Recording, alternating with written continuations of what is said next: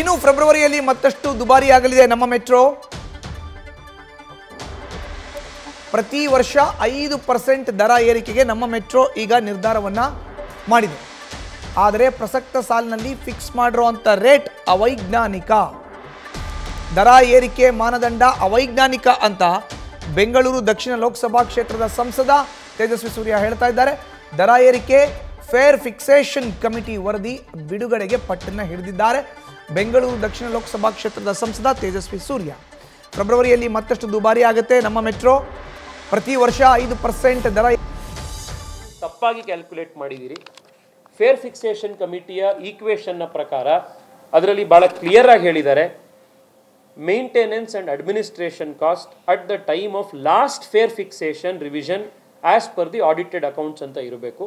Last fair fixation ಆಗಿರುವಂಥ ವರ್ಷ 2017-18 ಅನ್ನುವಂಥದ್ದು ನಮ್ಮ ವಾದವನ್ನು ನಾವು ಅವರ ಎದುರುಗಡೆ ಇಟ್ಟಿದ್ದೀವಿ.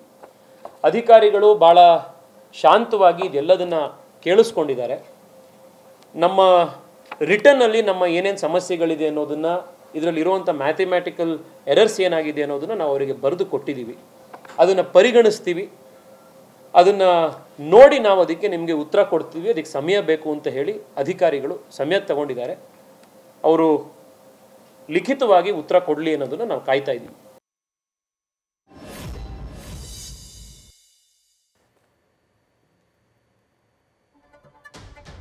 ಇನ್ನೂ ಸಾಲು ಸಮಸ್ಯೆಗಳಿದೆ.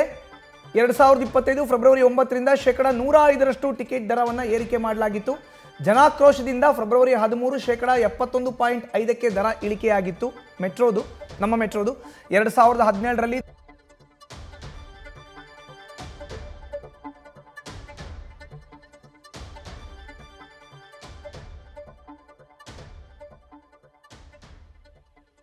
ಮಧುಸೂದನ್, ಫೆಬ್ರವರಿ 9, 2025 ಅಂದ್ರೆ ಈ ವರ್ಷ ಬರೋಬ್ಬರಿ 105% ಅಷ್ಟು ಟಿಕೆಟ್ ದರ ಏರಿಕೆ ಮಾಡಲಾಗಿತ್ತು. ಟಿಕೆಟ್ ದರ ಏರಿಕೆ ಮಾಡೋ ಸಂದರ್ಭದಲ್ಲೂ ಕೂಡ 2016 ಮತ್ತೆ 17 ಅನ್ನ ಫೇರ್ ಫಿಕ್ಸೇಷನ್ ಕಮಿಟಿ ಆ ಒಂದು ವರ್ಷವನ್ನ ಮಾನದಂಡವಾಗಿಟ್ಟುಕೊಂಡು ದರವನ್ನ ಏನೋ ನಿರ್ಧಾರ ಮಾಡಿದ್ರು. ಆದ್ರೆ 2017-18 ವರ್ಷವನ್ನ ಪರಿಗಣನೆಗೆ ಮಾಡಬೇಕಾಗಿತ್ತು ಅನ್ನುವಂಥದ್ದು ತೇಜಸ್ವಿ ಸೂರ್ಯ ವಾದ. ಅದ್ರ ಜೊತೆಗೆ ಇದರಿಂದ ಏನಾಗುತ್ತೆ ಅಂತ ಕೇಳಿದ್ರೆ, ದರವನ್ನ ಫಿಕ್ಸ್ ಮಾಡುವಾಗ ವ್ಯತ್ಯಯ ಆಗುತ್ತೆ. ಮತ್ತೆ 2015ರಲ್ಲಿ ಇದ್ದಂತಹ, ಅಂದ್ರೆ ಈ ಹಿಂದೆ 2017ರಲ್ಲಿ ದರ ಏರಿಕೆ ಮಾಡಿದಂತಹ ಸಂದರ್ಭದಲ್ಲಿ ಇದ್ದಂತಹ ಪ್ರತಿ ಯೂನಿಟ್ಗೆ ಇದ್ದಂತಹ ಒಂದು ವಿದ್ಯುತ್ ದರ ಏನಿತ್ತು ಅದು ₹5.25. ಆದ್ರೆ ಈ ಸಲ ಅಂದ್ರೆ 2025ರಲ್ಲಿ ದರ ಏರಿಕೆ ಮಾಡುವಾಗ ಇದ್ದಂತಹ ಪ್ರತಿ ಯೂನಿಟ್ ನ ವಿದ್ಯುತ್ ದರ ಏನಿತ್ತು ಅದು ₹6ವರೆಗೂ ಇದ್ರೂ ಕೂಡ ಈ ವರ್ಷ 2025ರಲ್ಲೇ ಡಬಲ್ ರೇಟ್ ಅನ್ನು ಮಾಡಿರುವಂತದ್ದು, 105% ಏಕಾಏಕಿಯಾಗಿ ಏರಿಕೆ ಮಾಡಿರುವಂತದ್ದು. ಜನಾಕ್ರೋಶ ಬೆನ್ನಲ್ಲೇ 71.5ಕ್ಕೆ ಏರಿಕೆ ಮಾಡಿದ್ರು ಕೂಡ ಅದಾದ್ಮೇಲೆ ಮತ್ತೆ ರೇಟ್ ಜಾಸ್ತಿ ಮಾಡಿರುವಂತದ್ದು ಅನೇಕರ ಕೆಂಗನಿಗೆ ಕಾರಣ ಆಗಿರುವಂತದ್ದು. ಅದರ ಜೊತೆಗೆ ಪ್ರತಿ ವರ್ಷ ಕೂಡ ಫೆಬ್ರವರಿಯಲ್ಲಿ 5% ಆಟೋಮೆಟಿಕ್ ಆಗಿ ಟಿಕೆಟ್ ದರ ಏರಿಕೆ ಆಗ್ತಾನೆ ಇರುತ್ತೆ ಅನ್ನುವಂತಹ ನಿಯಮವನ್ನು ಕೂಡ ರಚನೆ ಮಾಡಿರುವಂತದ್ದು.